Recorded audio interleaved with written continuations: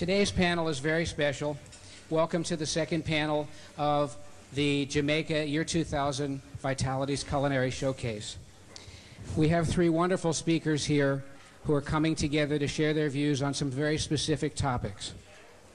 The purpose of the panel is to understand where they agree and where they have differences in their views, and then to explore and probe those differences, not just to get some information, but to try and go a level deeper to understand each person's thinking behind what he says. That's the only way that you can get to a place where you can have a level of understanding, where you can make some choices that feel good and feel right to you. That's really what this is about. On my right, as all of you know, is David Wolfe, author of the Sun Food Diet Success System.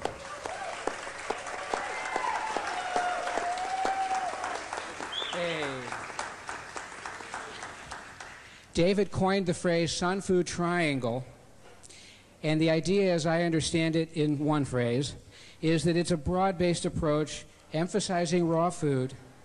The idea is to achieve balance in one's diet, and David places a very heavy emphasis in the book and in his presentations on minerals and what minerals and the balance of minerals and sources of minerals and so forth. Next to him, in the middle there, is Doug Graham, Dr. Doug Graham.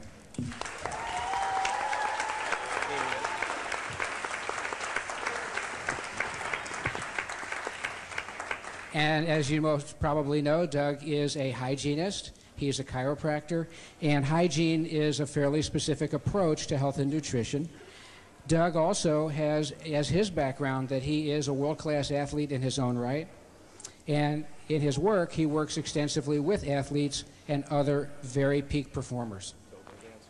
And to his right, on the end of the panel, is Brian Clement.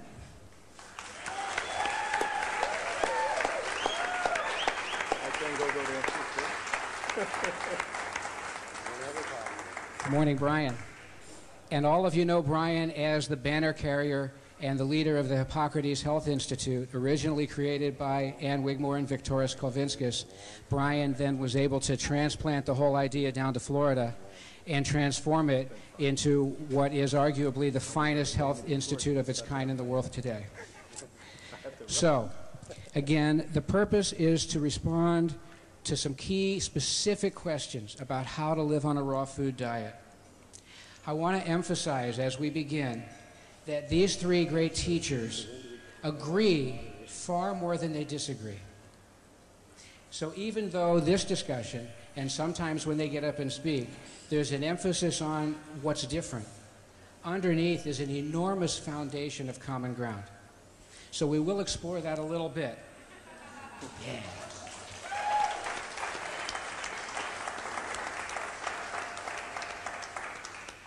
It's extremely important for us to keep this in mind as we go forward. Also, while this discussion and much of the discussion this week is focused on food, let's all remember that vital, healthy, radiant, high-energy living is a function of far more than food. It requires sunshine, activity, rest, and other components, mental, spiritual, as well as physical. We all know that, but sometimes it's good to take a minute and remind ourselves. And finally, the fundamental premise in terms of ground rules for this discussion, as all our discussions, is respect. Where there are differences, the idea here is not for one to be right or one to be wrong or one to be better or worse, but simply for you to be able to understand why those differences are, where they come from, and what they might mean in your life, and how they might influence your choices. That's really the purpose of the whole discussion. Thank you. This panel is going to be responding primarily to moderated questions. I'm the moderator. I'm Larry Levine. You probably know that by now as well. We're going to limit each response to about 2 or 2.5 minutes to make sure that the discussion moves along quickly, and also to make sure that there's balance among the three. And I'm going to ask each of you to keep your answers fairly focused on the question, because I've taken some larger questions and broken them down into smaller questions to help everybody step through. So that's my intention. I hope I've done a good job on that part. And if we can stay a little focused, we'll move along pretty quickly. And we will at times allow this to go into an unstructured discussion if it seems appropriate. And at the end, we'll try and reserve about 10 or 15 minutes for questions from all of you. Okay? The subject matter, first, in general, to explore the foundation of healthy living. This is to explore the area where we agree, I imagine. And then, in a fairly narrow range of topics, to explore some of the differences.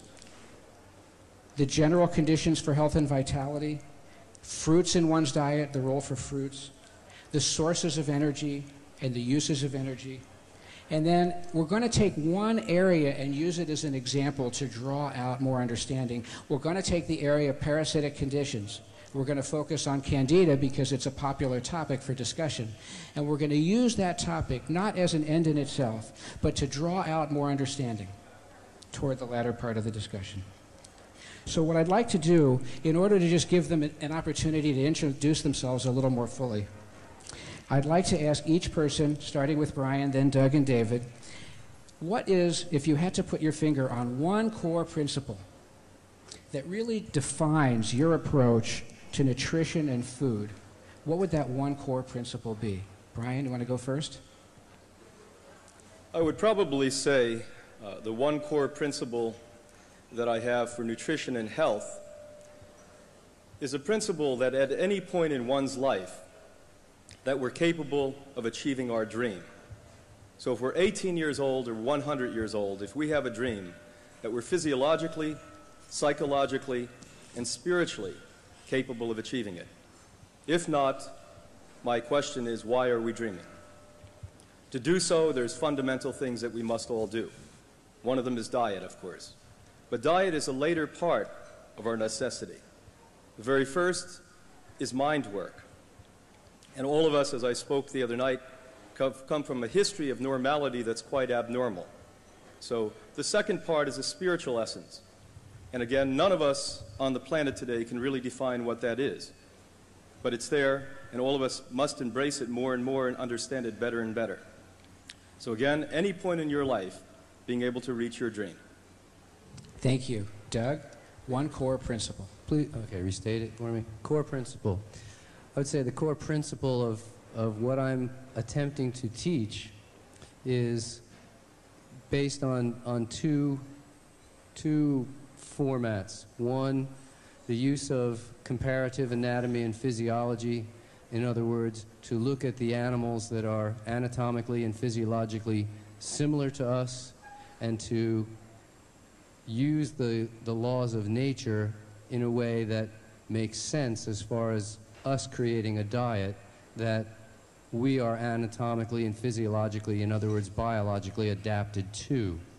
I'd say the second point of it is to continually strive to simplify the program, to take complex issues and make them simple through understanding, rather than taking the simple issues and making them complexer or increasingly complex, and so that we gain mastery over our programs rather than lose mastery to the people who guide us.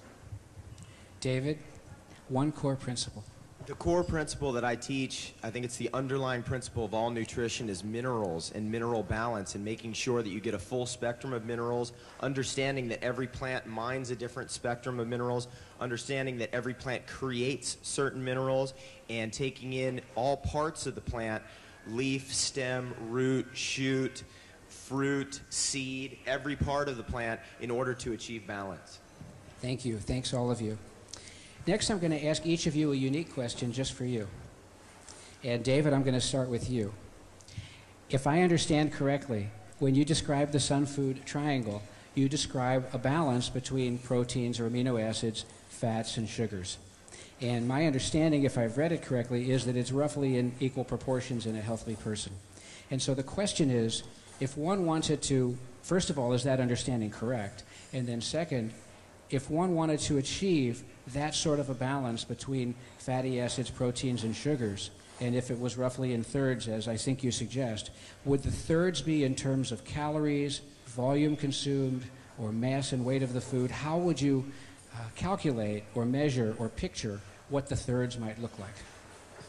That's an excellent question. The first part of that is that the triangle being divided 33%, 33%, 33% is only going to work for some people in the long term. That's a good place to start, because when you're at that space, then you can go, okay, my body kind of wants this or wants that more, and the longer that you go, the more you'll find where your balance is going to be, and that balance will differ dramatically from person to person.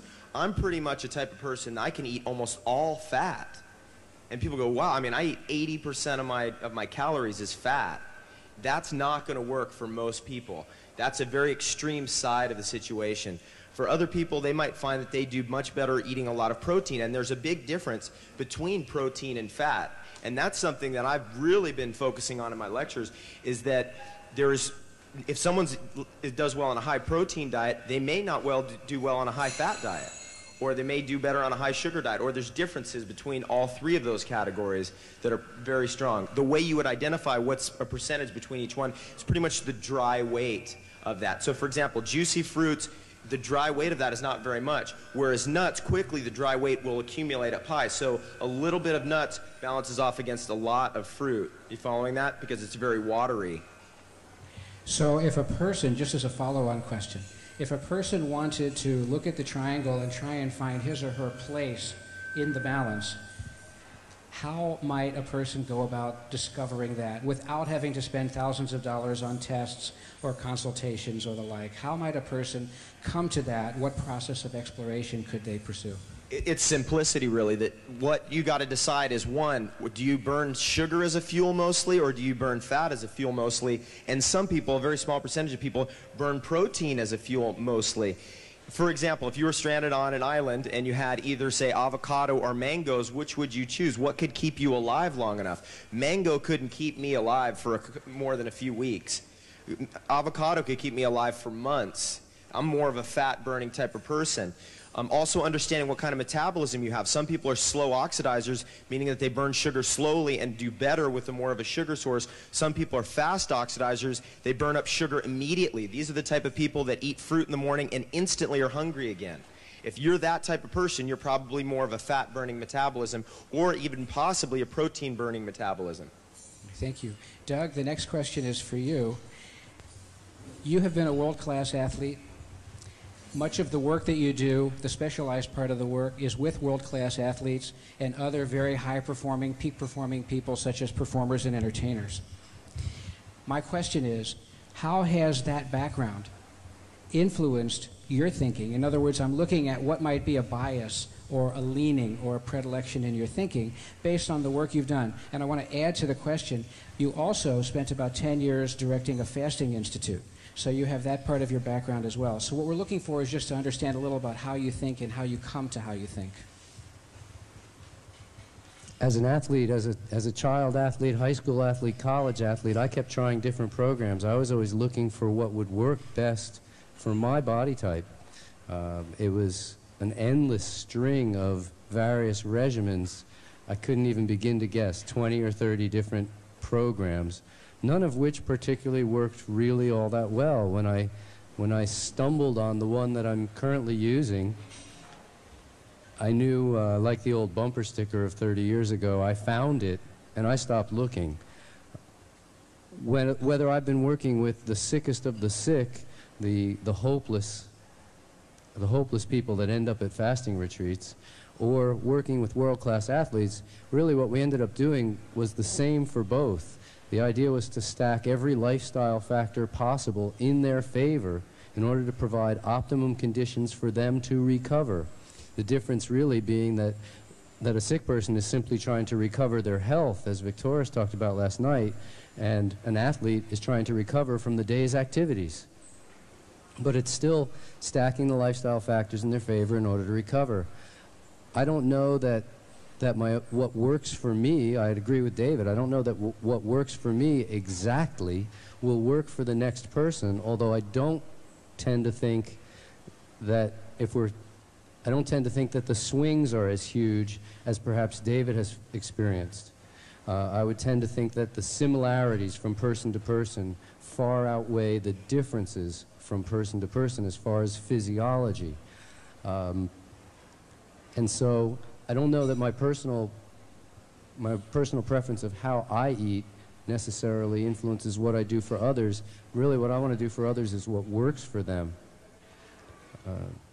I found that whether I'm working with exceptionally sick people or world-class performers, that the program that I'm recommending works very well. Thank you. And Brian, I have a unique question for you as well. You have been directing the Hippocrates Health Institute now for over 20 years, and you have built it into what is clearly a world-class health institute and spa, and clearly in terms of vegetarian and raw food and that whole part of the health spectrum, probably the premier place to go in the world for people to get well. And that's a tremendous achievement. So the question is, similar to Doug, how has that background over such a long number of years and the success that you've had influenced or guided your thinking? And again, looking at how you think and what kind of a bias or leaning or predilection in your thinking that might create. Well, I think when I began this over 30 years ago, I was much more ominous about my view. I used to think that there were not the similarities that all of us need to be utilizing dietarily. Over that 30 years, I now realize that the vast majority of us all need to eat pretty much exactly alike. We speak about body types, which are completely, as far as I'm concerned, a biochemical misnomer. We speak about Ayurvedic medicine.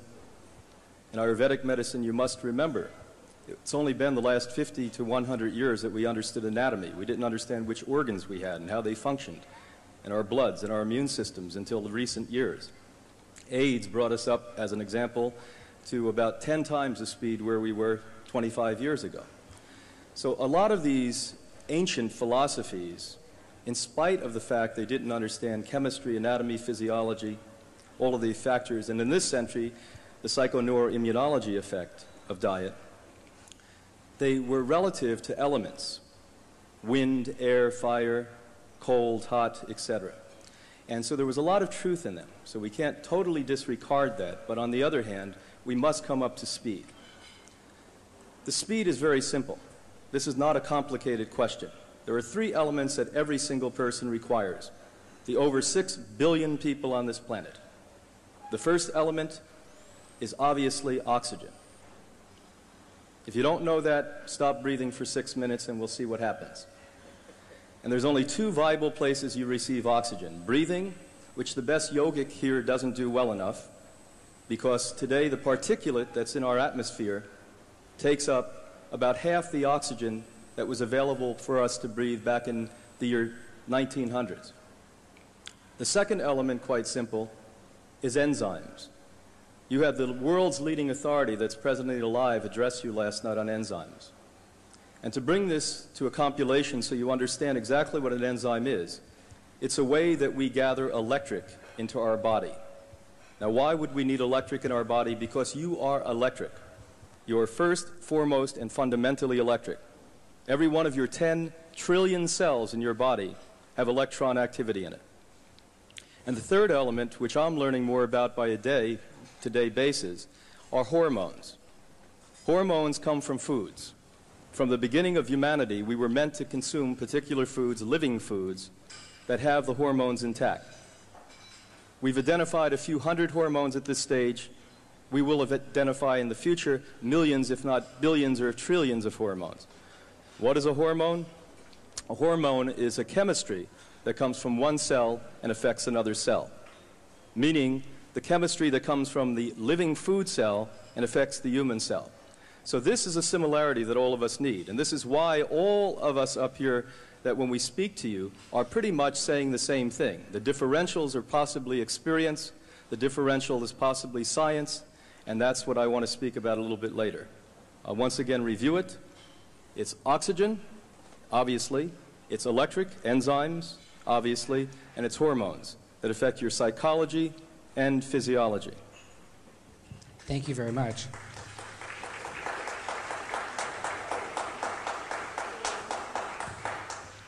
Thank you for your enthusiastic support. Doug and Brian, you both touched in your last answer in the direction of my next question. There is almost universally among teachers the notion of listen to your body, follow your body. Where you are, what choices you will make should be driven by listening to your body. Now, in the answers that you just gave, and David, of course, will include you in the question, but since they already mentioned it, you both refer to more of a commonality than a uniqueness from individual to individual. What I'd like to do is ask each of you to just explore that in your own way for a minute or two. What is the commonality? Brian, you've obviously already started down that path, but you might want to add a little more. And if there is a listen to your body, how does that play into the whole picture? How can we do that? And how can we be misguided by listening to our body, quote unquote, and hearing the wrong message? So, Doug, why don't you go first on this one?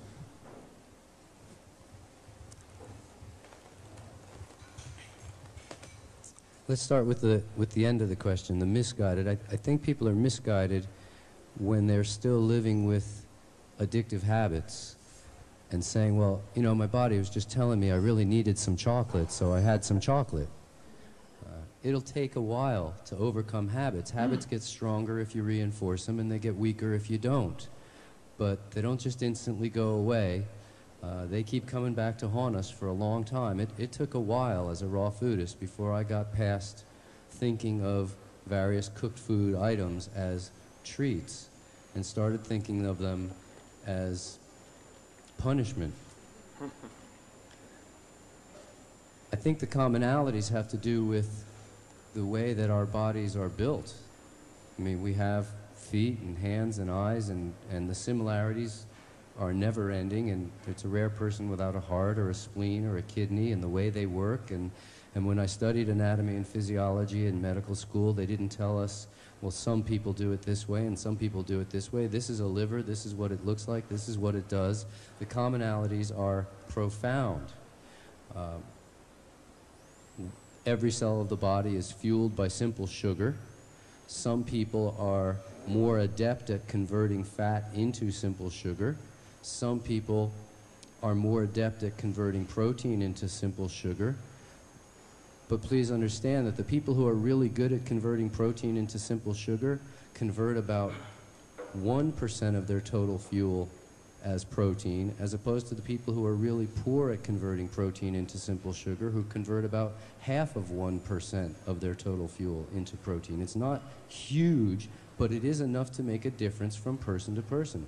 The same with fats. It might be that some people can convert 20 or 30%, and some people could convert 30 or 40%, but it's not the people who try to live on pure fat. For instance, Eskimos live on a diet that is incredibly high fat. They survive, but they do not thrive. The average Eskimo dies at age 39 from osteoporosis. This is enough to keep the tribe alive, but not enough for us to, if 39 is all we get, is that what you want? It's not what I want.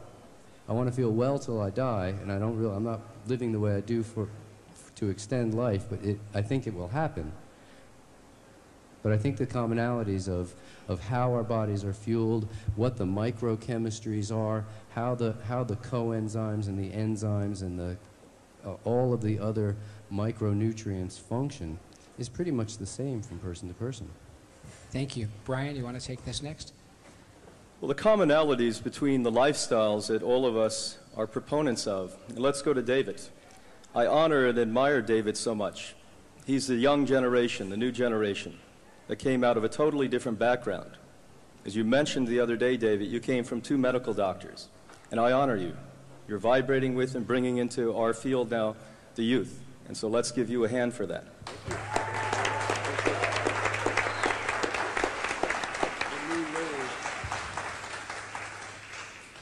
The commonality with Doug is obvious. You go out and watch Doug exercise, as I've done every single morning. It just tickles me.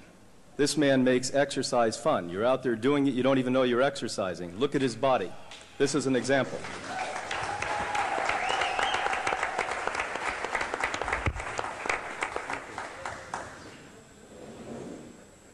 Now let's speak a little bit about the diet, and I know there's some confusion.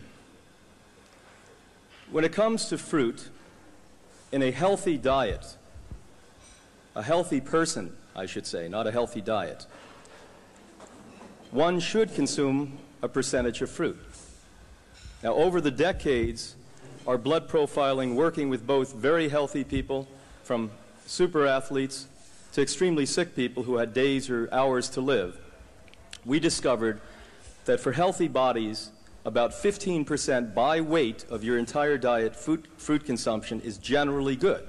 Now, are there exceptions? Doug's a good exception.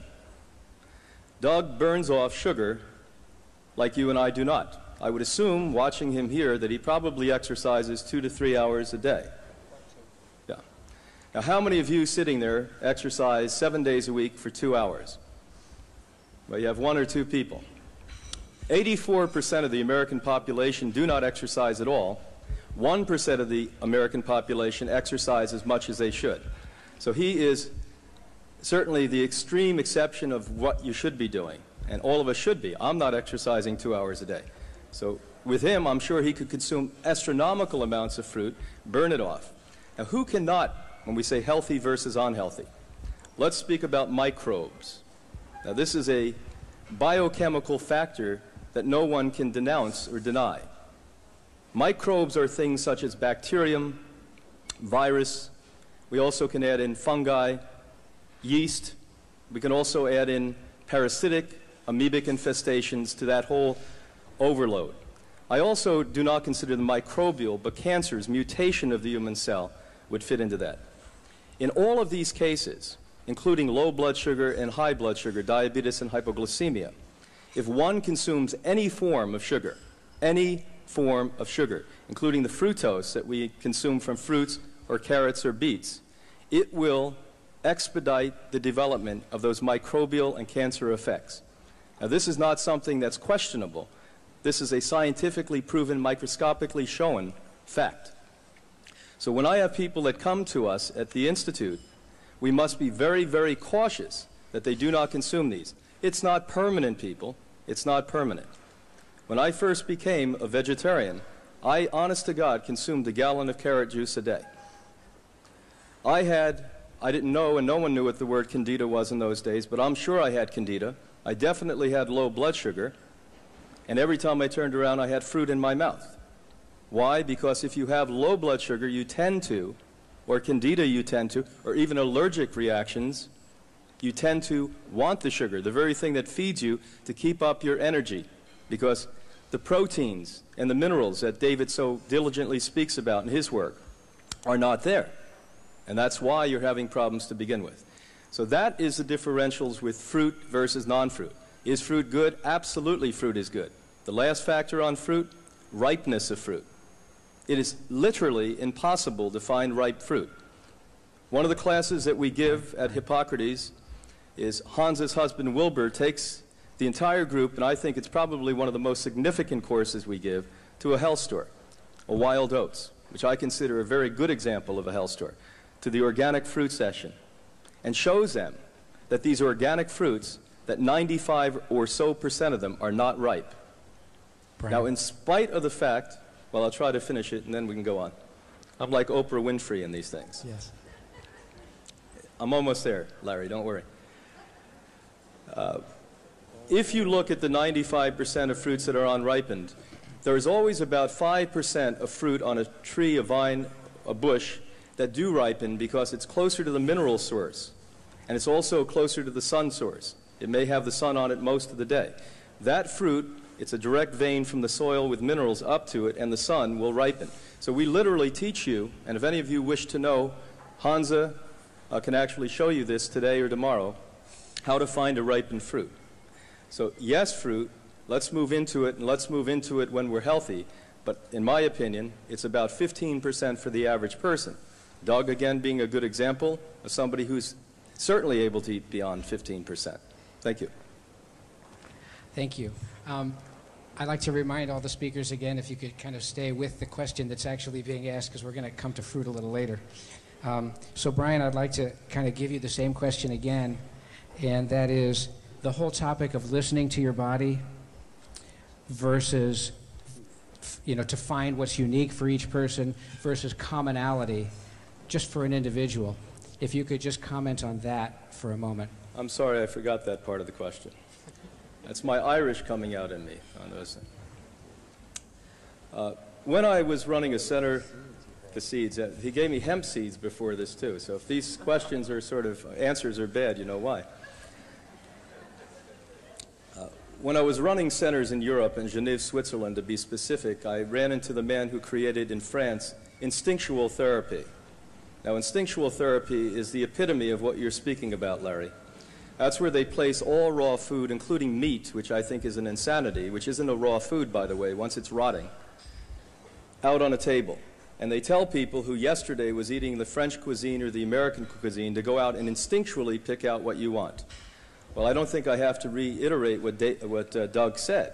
The bottom line is that we psychologically, which I mentioned before, the most important part, most of us are not psychologically mature enough to instinctually collect the right thing.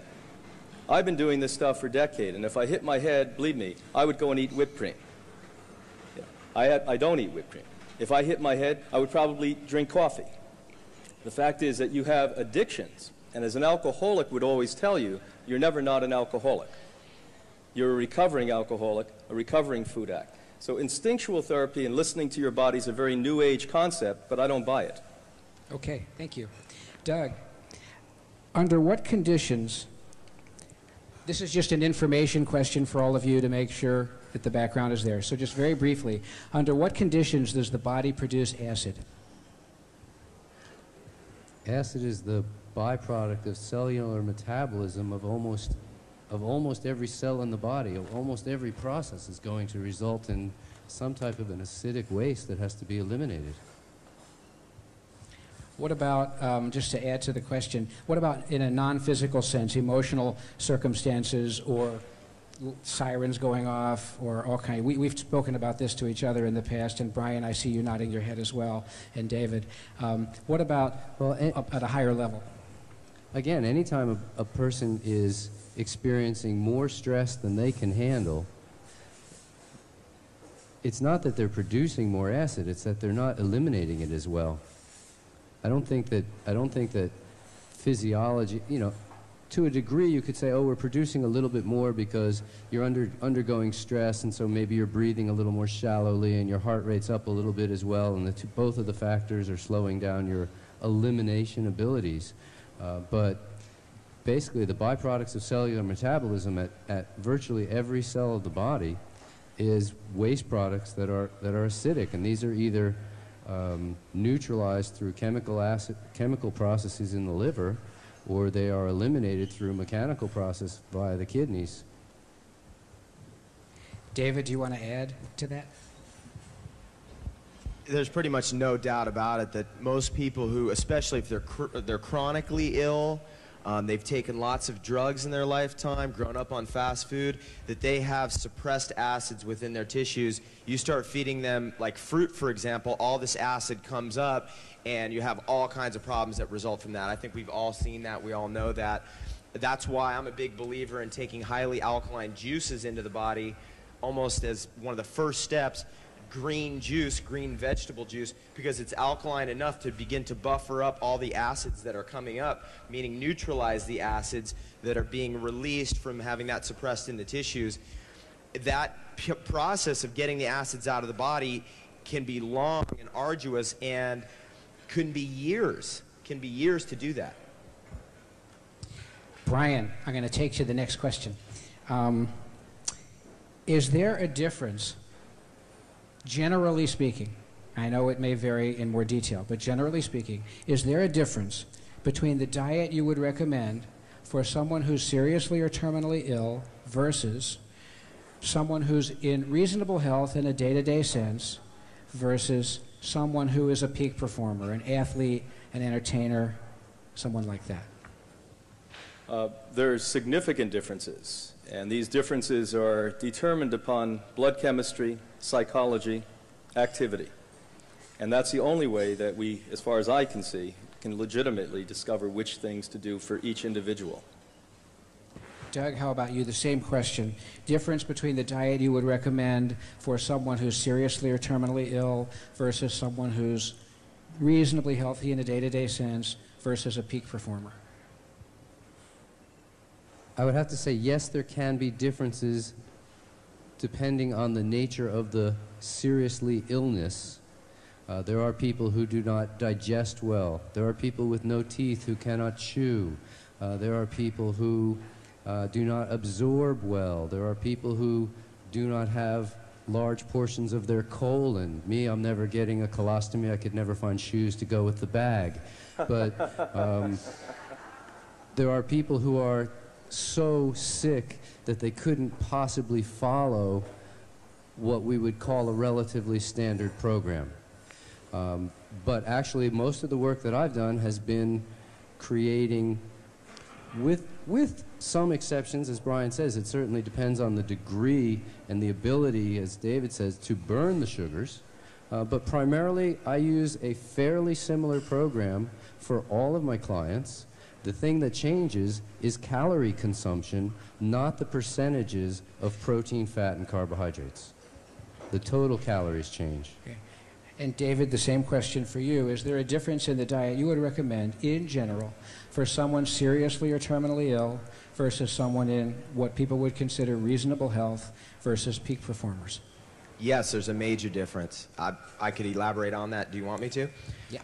I would definitely recommend, if someone's critically ill and they need to have their blood chemistry kind of knocked into at least some kind of semblance of balance or a semblance of alkalinity, that it's a good idea to send them over to Brian's place. And that's what I would do initially, first thing. If they haven't even taken that step, I won't even take them, I won't even consult with them unless they've done something like that.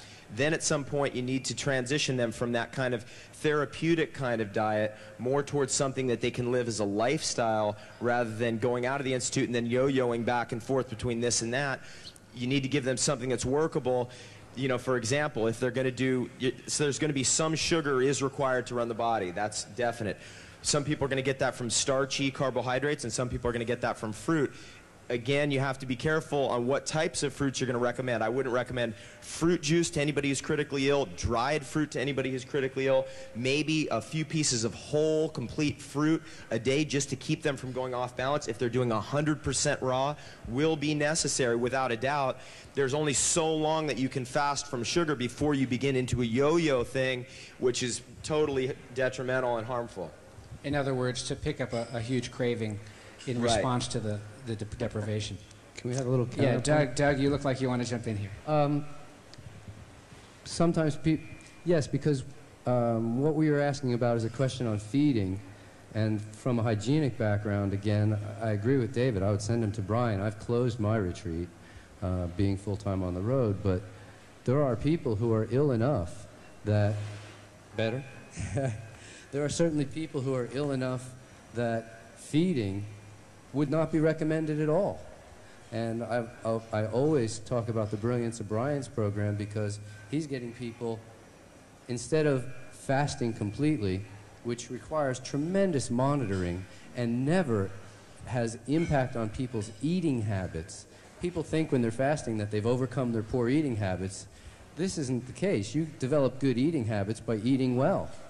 And so the brilliance of Brian's program is that we're getting people who tend to be overweight in general to eat the lowest calorie per bite food. We're getting people who tend to be exceptionally ill and never eat vegetables at all. It's part of how they got sick. To say, look, all you get is vegetables and more vegetables and more vegetables. If you don't want to eat, that's okay. But if you do want to eat, you're going to develop a taste for vegetables. And so the closest thing to fasting is to put people on a high vegetable program, and it achieves Brian's desired result, and it achieves David's desired result of the high mineralization and alkalization. I think we're all saying the same thing. Good, good. You heard that. We're all saying the same thing. Okay. I'd like to explore for a minute, if we could, the topic of juicing.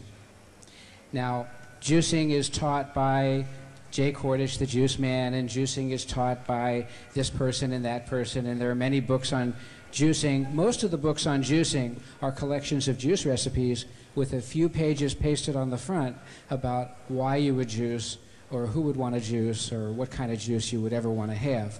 So let's try and explore that with a little more intelligence. Doug, let me start with you, because you really come from, as you said, a hygiene background, and in the hygiene world, you really eat whole foods in general. And so what is your view on juicing in general as part of a lifestyle for therapeutic purposes when someone is coming from a very sick or ill place, and so forth? Philosophically, I would not use juicing except in rare instances therapeutically. As a lifestyle program, I would not use juices at all with healthy people. Would I ever juice citrus and throw the pulp back in the juice and drink my citrus instead of eating it? Sure. Would I ever take some fruit and throw it in the blender and add water and drink it rather than eat it? Sure. But would I ever remove the fiber and the nutrients that are caught up in the fiber from my food in order to concentrate the dosage of the food? No. This is a whole food program that I'm recommending. I can't see refining the food, oxidizing the food before I get around to eating it, removing vital nutrients, and concentrating the sugars, concentrating the calorie count. We all know that a person can drink 10 pounds of carrots, but they can't eat more than one, or it's a rare person can eat 2 pounds of carrots. The other thing about this is when you drink juice, the nutrient intake is concentrated, but it's also consumed incredibly rapidly. If you only juiced as much vegetable matter as you would eat, so you juice 2 pounds of carrots instead of eating them, well, I've sat down and eaten 2 pounds of carrots. It takes me the better part of an hour. But when you drink it, most people don't take an hour to drink a glass of juice. They drink it, and instead of calling it juice at that point, I would call it jolt.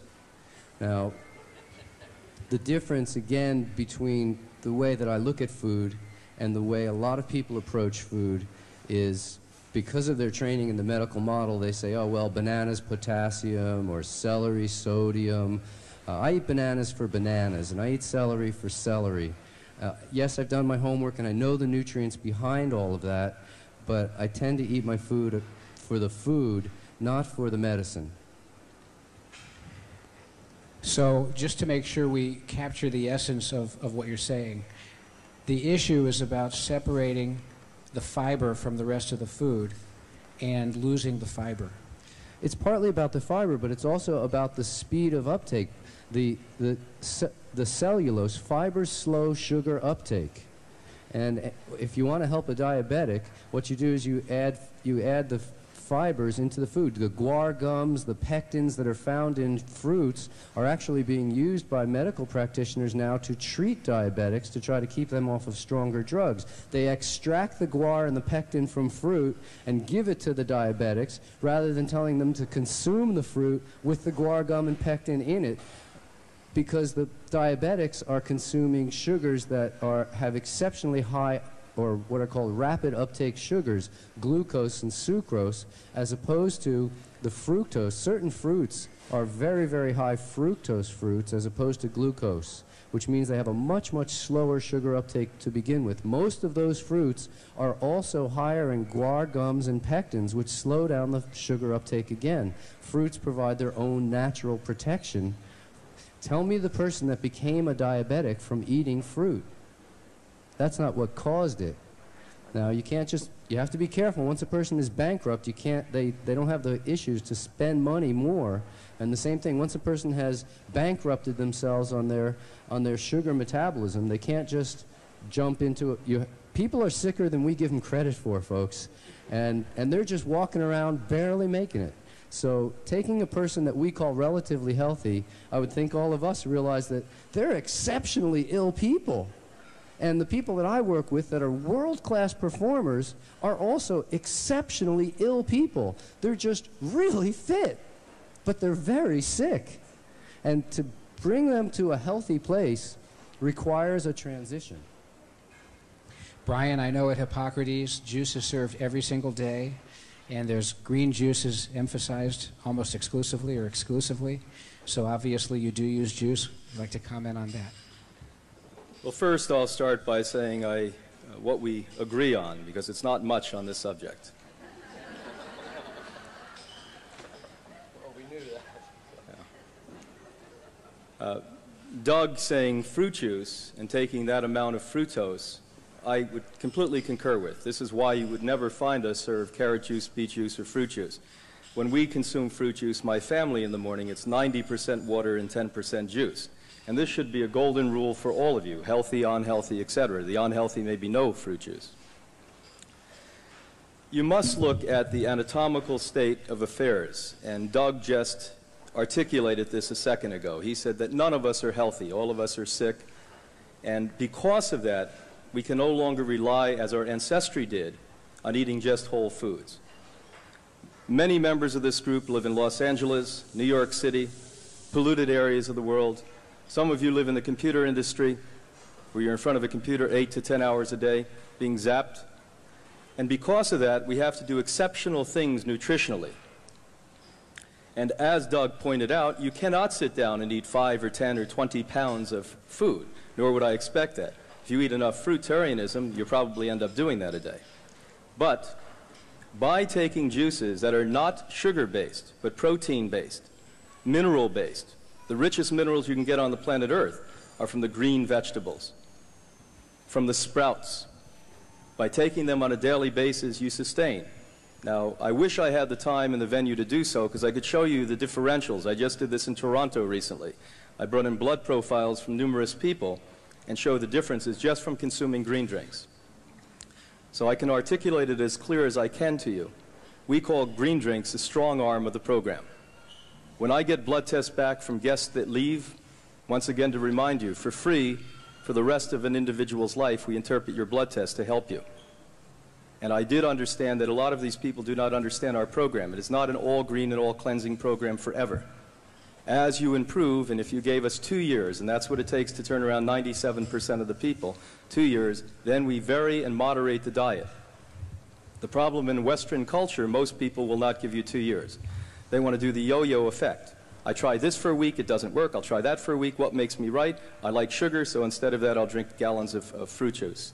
So the bottom line is, green drinks and juices, I think, should be mandatory for everyone. I don't go anywhere in the world, except here in the last few days, that I don't drink 2 green drinks a day. Yeah, and the only difference between what Brian said and what I said is that I encourage people to eat green vegetables and go to where the end point a little straighter. Rather than say, let's do juices first and eventually develop the vegetable habit, I say, let's just start eating green vegetables. Let's chew them up and juice them in your mouth and swallow them. And if you want to spit out the vegetable matter even, go ahead. But let's go to the end point, which is going to be eating lots of greens. So if I understand, and David, I'm going to bring you in this in 1 second. So if I understand correctly, Brian, what you're saying is it's a matter of dosage, and that the juices are to get a super dose of minerals and other nutrients in a world where we have so many things assaulting our bodies that were not there in an older time. And then Doug, in contrast, if I understand what you're saying, it's eventually we need to get to the diet where we eat the food. Let's just start there and go forward and have the patience to go there. If I'm understanding the two of you correctly. I think that that's correct. And what I would like to add is that the 3 elements that I spoke about earlier are what you gain in maximum levels in a green juice: oxygen, hormones, and enzymes. Okay, and David, let's bring you into the discussion, because I know you talk about juicing all over the place, and you probably talk about juicing a wider variety of material either than Brian or of course, Doug. And so let's get you into the conversation and hear your thoughts about the use of juicing for regaining health and for one who's healthy. Juicing is a supplement. That's what juicing is. It's not a replacement for food. It's a way to get additional stuff into your body. Living in a city where everything is acidic, there's acids being poured out of the back of cars, there's acids in the air, sulfur in the air, there's acids in the water, chlorine, acidified food.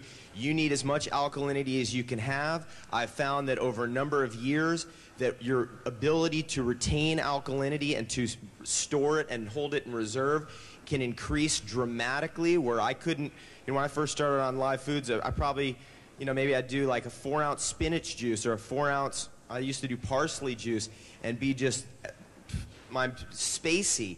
Now I could do 64 ounces of green juice and have not have any reaction at all, because my body has learned how to store it quickly, store up those minerals. I'm a strong believer that very strong digestion, and I know in my own case, my digestion went from pretty much average to extremely strong, where I can eat macadamia nuts and watermelon together without any problem whatsoever.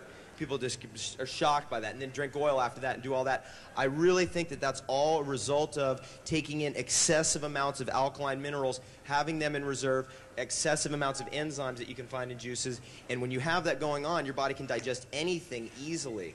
So I'm a big believer in the beginning. Definitely green juices can get the minerals to the cell sites faster than any other way. Even beyond that, the green juices can be used to begin to build alkalinity in the system, because most of us have spent our alkalinity through the basic lifestyle of the modern day. Okay, let's pursue the juicing thing just in a slightly different way if we could, because this is a big topic for a lot of people. One of the things that I've been taught is that the organs and systems in our body are nourished through use. In other words, the kidney gains its own nourishment through its own function, the liver and so forth. When we juice, one of the advantages that some people talk about is that nutrients are absorbed directly in the stomach without having to go through the rest of the digestive system. It's kind of a rapid process. Now, I don't know, I'm just telling you what some of the press is saying, some of the books are saying, because we want to get some clarity here for people. So, if we are consuming juice, are we in fact relying upon a very high up in the digestive system absorption, and are we bypassing some of the digestive system and thereby, in a certain sense, allowing the organs to lie a little dormant? Anybody? When we juice, we are eliminating the need for a certain type of digestion, which is known as mechanical digestion. Mechanical digestion is done primarily through the teeth and some of the muscular action of the intestinal tract and stomach. There is a problem with eliminating the mechanical digestion that we do in our mouth, because this is the time when the sensors in our mouth tell our brain what's going into our stomach, and gives our brain a chance to tell our stomach and eventually our intestines what to do with that nutrient material. So when you glug down a large quota of juice, sometimes it almost never even hits your taste buds. People just slug it down. This does not digest as well as if they swished each mouthful around in their mouth for a while and really took their time with it, as they would have had they just chewed up vegetables till they were juicy. The absorption happens primarily in two places. Absorptions of nutrients happens primarily in two places. A tiny, tiny bit of nutrients can actually be absorbed under the tongue. Whether you're juicing or whether you're chewing, a tiny amount of certain nutrients will be absorbed under the tongue. Sugars, B12, there's a whole array of things that come in under the tongue. Most of the absorption, however, happens in the small intestine, not in the stomach. About the only thing that can be absorbed through the stomach lining is alcohol, which isn't something we're recommending. All right. So well, I thought you went off the deep end there for a minute. I guess we can leave that one out, you know. And are we giving the organs a rest? Well, we are giving certain organs a rest, but we're asking other organs to work harder with this highly concentrated dose of nutrient material. I would say that for whatever organs we're saving or we're sparing, we're certainly taking other organs and not sparing them, because we're asking them to work at an accelerated rate. I think the important thing from my perspective on this is that, and I'm again, if I go to a dinner party 4 times a year, someone offers me a glass of juice, I wouldn't say, no, I won't have that like it's plague, but I don't different from Brian, go day in, day out, never miss my glass of green juice. But I would drink it, and I admit some juices can taste pretty good. I think the thing that most people misunderstand, and I alluded to in the keynote, is that we take our eating habits with us, just like Brian said earlier. If you were an overeater on a standard diet, you're probably an overeater on vegetarian diet. If you were a comfort eater as a vegetarian, you're probably a comfort eater as a raw fooder. We're funny about food. We like to eat when we're alone. We like to eat when we're with people. We like to eat when we're happy. We like to eat when we're sad. We like to eat for almost every reason there is. It's pretty, yeah, it's amazing. But the mentality in America that we have to overcome in many ways, because it has become a sickness, is the more is better. If it's exercise, we see people who exercise all day long. We tend to think of these people in the sickness of anorexia. We see the sickness of overeating, and we see the sickness of supplementation, of macro supplementation, what's called orthomolecular medicine. It's referred to as a medicine. It has been demonstrated time and time again that if your nutrient need for, say, iron is 10 units a day, and we won't get particular about the numbers, but if it's 10 units a day and you only consume 9, your body is incredibly efficient at taking in those 9. It's going to get almost all of the 9. But if you take in 100 units a day, your body's only going to absorb about 11. And if you take in 1,000 units a day, your body's only going to absorb about 12. What you're training your body to do by taking concentrated doses of nutrients, you're training your body not to absorb nutrients. Rather than providing nutrients in close approximation to the nutrient needs that we have, and training your body to absorb what you get in exactly the same way as we've done all week long by getting a suntan and training our body not to be so affected by the sun. Okay, well, David and Brian have both got the microphones up here. Brian, Brian, why don't you go first? Doug was really rolling there well till the end. You got to step out on a limb. He was talking about, if those of you that read the chapter in my book on chemical supplementation, which well over 90% are today made in laboratories, comparing that to what I would call the pre-digested nutrients from a green juice, is like putting, night and day together and saying they both are bright. So I would disagree with that. The body does not, from a pre-digested nutrient, lose its ability to develop the use or the ability to digest nutrients. It's that simple. It actually enhances it. There has never been any scientist who wouldn't tell you the proper way to eat nutritionally is to take juice before you then take a raw salad if you are then going to eat a cooked food. Why? Because it enhances the digestibility. You're putting in a raw juice, even a fruit juice, you're putting in enzymes to your body. And the more enzyme activity you have, the more you spark it. And this is why I'm also a proponent of natural, biologically developed supplementation, food-based supplementation. Why, as Victor has pointed out last night so articulately, is that you, in fact, are developing more ability to enhance the electromagnetic frequency of the cell by taking in these foods. Green juices, enzyme supplementations, algae supplements, the raw algae we're taking here, etc. But we do agree on the first 3/4 of what you said. David? And I buy a little of the end. Okay, we're going to go on then. We're going to switch food groups. We're going to go from juices to grains. Now, grains is another area where there's a lot of question. Should we eat grains? Should we not? How much? Do we soak them? Do we this? Do we sprout them? All these things. So, Brian, at Hippocrates, I know that there's a little bit of grain going on, but maybe not a whole lot, and I haven't really spent that much time analyzing that part of the program. But maybe you'd like to go first and just talk a little bit about grain in the diet of someone who's coming back from an illness, and then longer term, grain for somebody for long-term use. Well, for people to not understand that Hippocrates believed in grains, you mustn't know that we use wheatgrass, because wheatgrass is a grain. So let's start with that. Kamut grass is a grain. Barley grass is a grain. So the way that we always use grains is by germination. Now, the first work that was done on this was by Dr. Christine Nolfi in Denmark, where she actually was showing us biochemically, how when one consumes a grain that you're enhancing nutrient flow in the body.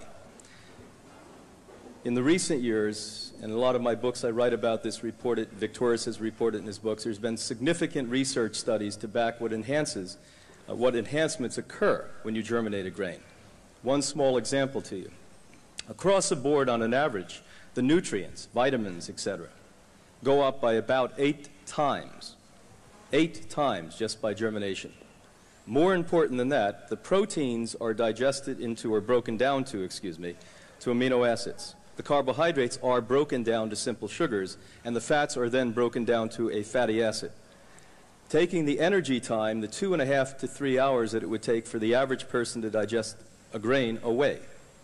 When you grow it into a grass and then extract and eliminate the pulp from it, it's 15 to 30 minutes that you're getting the benefit of that grain. Again, on the average of 8 times across the board, the nutrients going up, also including oxygen, enzymes, and hormones at a much greater ratio, because now you've unlocked that. And what I tell people about the Institute and why we've had this great success is, I don't know how many of you realize this year we were voted the #1 medical health spa in the world. We beat Duke University, every German institute, every Italian institute.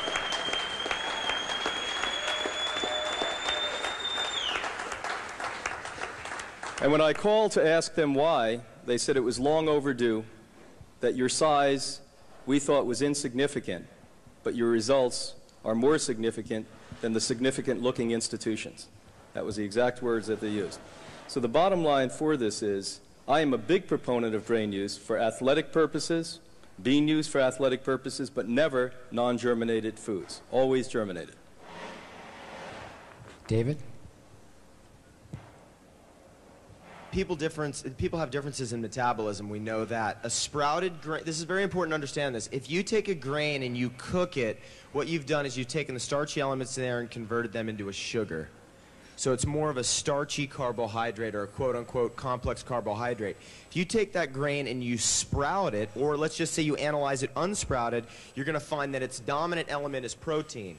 That's sprouted wheat, sprouted or non-sprouted wheat or barley or any of these. If you sprout them, they even become more proteinaceous. They have a lot of enzymes in the tail. We know that. Some people who have a very protein-based metabolism, I know Karen Calabrese does this, I know Yukta does this, includes a lot of sprouted grains for energy in their diet. That's very unique and rare. For myself, I use basically fat as my primary calorie source, and that's where I get most of my energy from. Other people, probably Dr. Graham included in this group, would use mostly fruit for the caloric density of the food that they're taking in. In terms of a therapeutic value, I think sprouted grains have a lot of therapeutic value, especially in cancer. Because what you're bringing in is a lot of protease, a lot of the protein splitting enzymes, which is what surrounds cancer cells. And I definitely agree, therapeutically using sprouted grains can be okay, and I definitely am a believer in going to the wild state grains, things like kamut or things that are more in the natural state like rye. Barley even is a little bit too hybridized or crossbred. Generally, wheat, in my opinion, is way too crossbred. You know, that's been thousands of years of basically hand manipulation. Let's pick this one because it tastes better. Let's pick this one over thousands of years, and it's not going to be the optimum deal. If we're going to do it, we might as well go for the optimum heirloom seeds and take it from there. Okay, Doug, you've actually written a book called Grain Damage. So I know you have it's like brain damage, but grain damage? So I know you have a pretty specific set of views about grain that may be a little different than what Brian and David are sharing, and we want to really understand what that view is and what your thinking is behind it.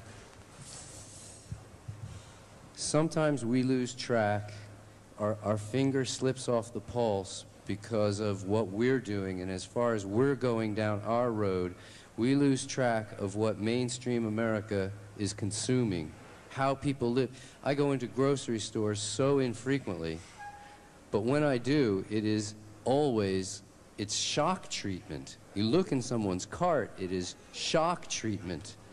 You know, I walk into a grocery store, I turn right, I go to the green section, I get my greens, and I walk out. But if you look into someone else's cart, it is simply an amazement. And we, dealing with what we deal with day in and day out, sometimes forget how far we have come from where we began. So I would begin by saying that I respect both of the answers, but really neither of them dealt with what I perceive of as the question, which had to do with grain consumption. Grain consumption is bread and crackers and pasta and cake and cookies and grains. And I simply have no use in my program for this. There are so many other viable alternatives. This is a new, it's only, depending on who you ask, a 5,000 to 10,000 year experiment, a recent addition into human diet. We have a 2 million year track record of success without the use of grains, or we would not be here. But in the last few thousand years, people have used grains. Now, the difference between grains being the staff of life and the staff of death is simply a matter of how we use them. If in fact, since we know grains are storable, and in case of fire, flood, famine, or drought, there's no food available, we can fall back and survive for a while until the crops come back. For instance, when the hurricanes hit and all the leaves come off the trees and all the fruit come off the trees and there's nothing to eat, well, nice to know that we had some grains in store and we can survive to live another day. But when we start using them day in and day out, they literally, like any other crutch, they cripple us. As far as taking the juice from the sprout of the wheat, if you want to call that grain consumption, okay, but it's a green drink, you know, and if we want to eat a few sprouts now and then as an augmentation to our diet, okay, but uncooked grains, certainly whole grains, and especially the classic oat, wheat, millet, barley, rye, these whole grains have been shown to have certain nutrient deficits that cannot be made up for by the consumption of other foods that have those nutrients. For instance, grains have no vitamin C whatsoever, something that we need on regular doses. And by eating other foods that Doug, have I have vitamin to step C, in. Grains do have vitamin C. in the grains themselves, or in the In the vein. I look in USRDA charts. They say oat, wheat, barley, rye, 0 vitamin C. So where'd you find it? Don't go for the USDA anything. USRDA. The bottom line is that the majority of grains have vitamin C. There's not a nutrient in the cosmos that doesn't have vitamin C involved in it, because it's one of our elemental factors. Now, it has to have vitamin C in it, even if it's minuscule amounts, because of the fact that that's a bonding agent for the protein, the amino acids. No question, but when Now, you when you germinate the grain, again, it enhances to at minimum 8 times the amount. So then the vitamin C content comes out. So to say it doesn't have it is a misnomer, and I just wanted to clarify that. It's an insignificantly low amount, I would say, if it is there. Again, USRDA says no, and I understand that when we sprout, we're talking about a different animal than we are when we talk about grains, the way that 99% of the people consume 99.99% of all the grains they consume.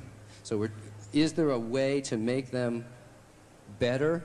Yes, but to me it's more of a vodka or beer concept rather than... He's talking about a lot of booze today. What's going on with this guy? You know, it's like which is... Late at night we go to bed, he's out here at the bar. People say, which is worse, you know, or which is better for me? If I'm going to have chicken or fish, which is better? To me, I just have found that my people thrive better when I just take them off grains, and they thrive just as well without them. Yes, it's a tough mindset to get through, because most of us are addicted to complex carbohydrates. Okay, let's approach the grain subject from a different perspective. David, I'll give you the first one this time. If a person were to choose to consume a diet 100% of fruits and vegetables in what I will simply call a healthy balance in order to set that aside for the moment, in other words, consuming 0 grain products, is that person likely to thrive? Yes, very likely. Again, grains can be used therapeutically if they're sprouted, because there's a lot of elements that can be increased, B vitamin content, etc. And I'm sure Brian can teach you all about those elements. In terms of a day-to-day lifestyle, again, it's very rare that someone is going to bring in grains regularly as part of their daily lifestyle. There are people out there who do that, certainly.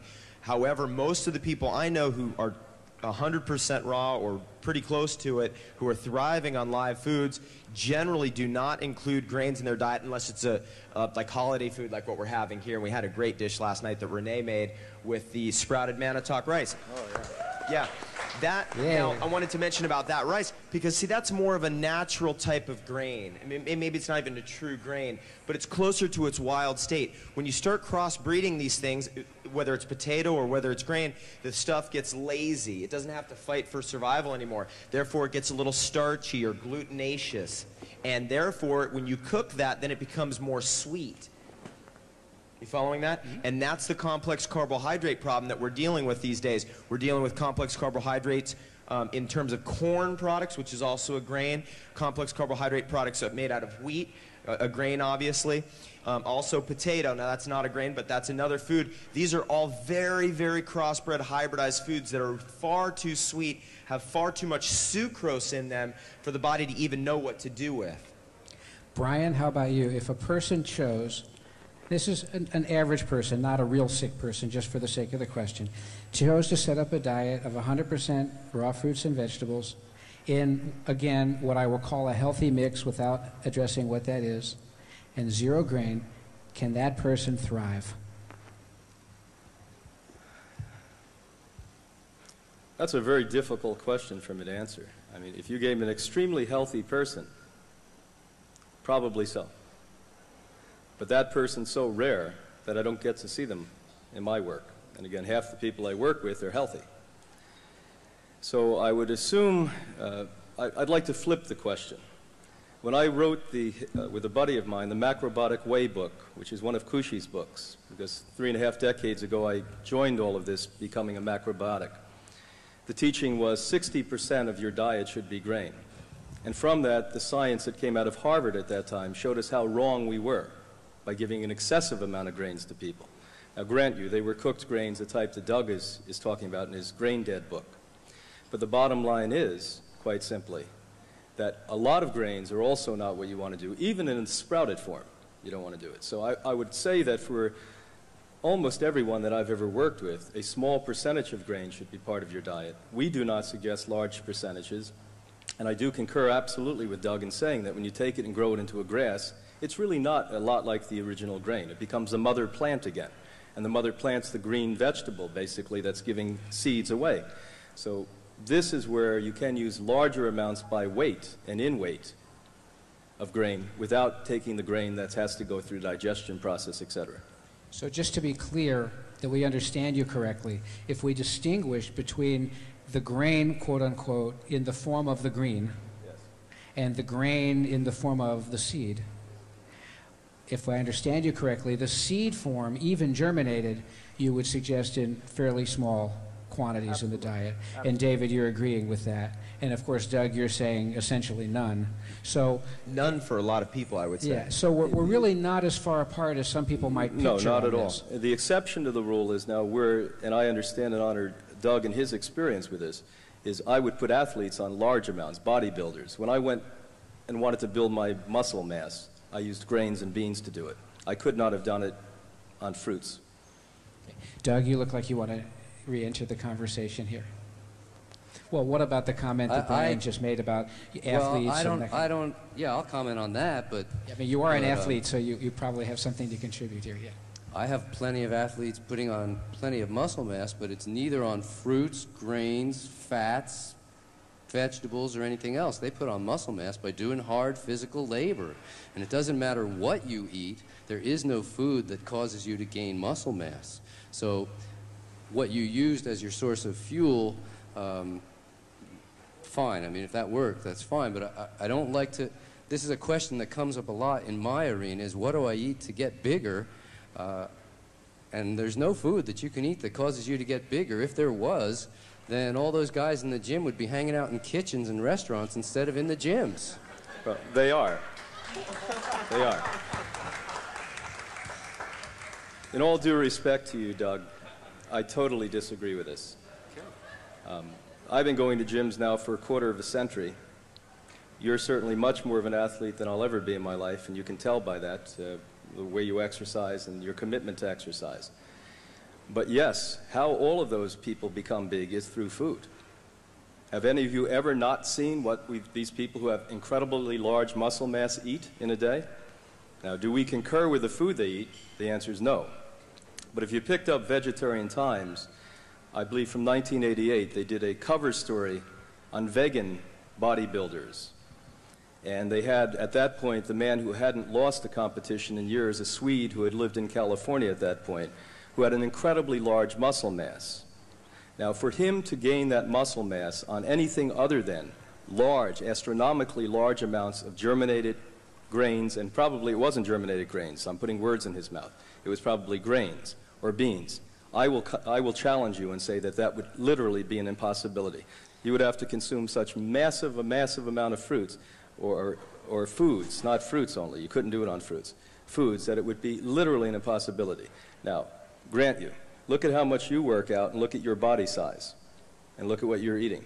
If you were eating grains, which, by the way, why they put weight on your body is they slow down one's metabolism.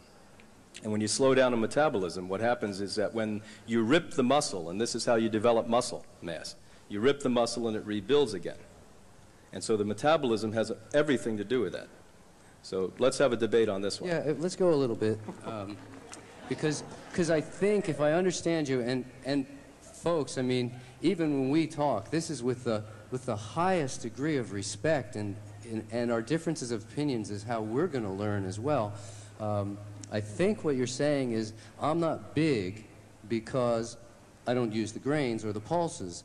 And I would respond by saying, I'm not big because I do fantastic amounts of cardio work, and I do everything in my possible nature to not get big. I try every way I can not to get big because I do long-distance events, and being big works against me. What I'm trying to do is stay the size I am, and which I've basically done over the last 20 years, and get stronger and stronger and stronger without getting bigger. This is a trick that I had to teach the U.S. diving team, because as they get stronger, they get bigger, they make a bigger hole in the water and a bigger splash, and they don't look like a Chinaman when he goes in the water and goes, Phoop!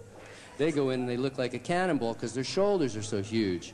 And so teaching them how to train in such a way that they didn't get bigger was as much a part of the challenge as any other. And that part I'd like to And I respect what you say, and I agree. I hope you didn't misunderstand what I said. It's not. You come from a gymnastic background. Now, I teach constantly the two real athletes we have in the world, and the strongest athlete we have in the world is a gymnast. I'm sure he's stronger than men that you see that are 5 times his size. That I'm positive of. There's no question. Look at what he does yogically. Look at what he does lifting his own body weight, and that's real muscle development. And that's what they learned in gymnastics. So please, it wasn't of disrespect. It's of utter respect for you. It's utter respect to you. But what I'm saying is if you happen to add more sprouted grains to your diet, you would have more muscle formation, more muscle development, and still achieve the same exact goals that you're trying to achieve at this point. And when I've worked with Olympic-level athletes, that's what I've tried to do, form muscle mass so that their immunological function develops at a greater degree, because the lymphatic system has everything to do with muscle mass development. And so you want more immune function, and that's what my objective is for healthy or unhealthy people. Okay, let's give David a chance to jump in here. He's got the microphone up. One thing I definitely want to say that is certain is that eating cooked grain over a long period of time as an athlete will definitely cause metabolic disorders. That's a fact. That's one thing. Another thing is when we're talking about seeds, even if they're sprouted, we still need to take in. Now, sprouted seeds are obviously more alkaline than non-sprouted seeds. However, they're not alkaline enough to be really considered an alkaline food until they've gone into the green leafy stage. Therefore, if someone's taking in a lot of sprouted seeds that have just been germinated for a couple days, you need to take in a lot of vegetables, green leafy vegetables in particular, to balance off that acid-alkali balance that I referred to in my talk on Monday, in that if you have a lot of seeds, you have to have a lot of leaves to create the acid-alkali balance. Every primitive person in every primitive culture knows that as a rule. Another thing is my partner Stephen Arland in our business Nature's First Law is a very powerful man. He does not eat grains. He can bench press 135 pounds 100 times. That's a very difficult feat to do, extremely difficult. I'd say almost every professional football player cannot do that. And he does that mostly through eating a wide variety of vegetables, vegetable juice, olives as a main source of fat, some nuts, and some avocado. So that's possible, and he's done it, and he's demonstrated that. Can I ask you his? Before wait, hang on one second. Yeah. Doug, since David brought up Steve Arlen, let's also, I know, Tim, you're probably in the room, but let's also, because you're very good friends with Tim Trader, and he clearly is somebody who's very powerful. Can I ask a question, though? Well, how old is your partner? He's 31. Okay. Well, there's hormonal differences, so let's preface that. This gentleman and I are the older generation here. More than that. Yeah, you are. You're 32. You're 32. Big difference. I remember 31, though. But, you know, we have, and you were, Tim, in a sense, Tim's teacher at a time, and he, like Stephen, is a very robust, physique, very strong in terms of muscle. You want to come up, Tim, for a minute? Hey, here he comes. Give him a hand. I knew Dr. Timothy Trader. Okay, this is Dr. Timothy Trader from Florida. I met Timothy Trader 10 years ago. He was a 99-pound weakling. No, he really wasn't. he wasn't. But he was nothing like this. He's put on a ton. How many pounds of muscle mass? Any idea? Take the mic. Right now, I'm about 6 or 7% body fat. I weigh 150 pounds. Do the math. So, Tim, if you stay with us for a second, do you use any grains in your diet in any form? No, I don't. I find that I don't need too much in that order. I need to have the energy and the stuff that does it. That's fruit to me. I do some nuts, seeds, avocados, just like Stephen. And David. no, we're talking about his partner. Oh, yeah. But you know what? These guys are pretty awesome themselves. Rollsome, that's good. Okay, now hang on here for just a second. Yeah. Brian, a few minutes ago when you were talking about grains, one of the things you said, you kind of slipped by, was it slows your metabolism, and then you went on with the rest of that comment. Is it fair to say that which slows your metabolism requires more digestive effort and more energy in digestion, and therefore, in another sense, might be energy diminishing? No, in the case of a germinated grain, even though it slows one's metabolism, because of the carbohydrates that break down to simple sugar, it enhances the energy flow by about 18 to 28 times. So you're actually gaining 18 to 28 times more energy because of the simple sugar compounds that come from the germinated. Now, if you go back and speak about the grain that's cooked, you're in big trouble, because you no longer have the enzymatic factors to make that digestible. Okay, Tim, why don't we give it back to Tim for just one second, because you're really a bodybuilder in your own way. And what would be your response to what Brian is saying about the grain and the digestive process? I'm sure you've experimented and tried different things along the way in your diet. Of course, experimentation is a lifelong process, and we all have to do that, right? We have to find out what works for us, and what these gentlemen up here are really saying is, this is what I've seen, this is the research that's behind this. For me, cooked foods take too much out, period. I don't care if they're grains, I don't care if they're meat, whatever. It's hard to operate. But when you get down to the sprouted grains, sure, gluten levels go way down. The fiber itself changes from insoluble to more towards the soluble side. Am I right? Okay. You're doing good. But they don't. Sure. I mean, how many of us have tried raw pizza using sprouted wheat berries, huh? It's super, but I find that it takes too much energy out of my system and causes too much problems for me that I can't operate the next day like I could before. And for me, I have to operate at a very great pace to take care of me and to take care of others. I'm not just taking care of me. I've got to take and partner with the people they call patients and take care of them as well as a partner. So the grains slow me down. I can't afford to be slowed down. Great. Doug, you wrote a book on the subject. Let's give you the last word. But first, let's recognize Dr. Tim Trader. Dr. Tim Trader. Hey.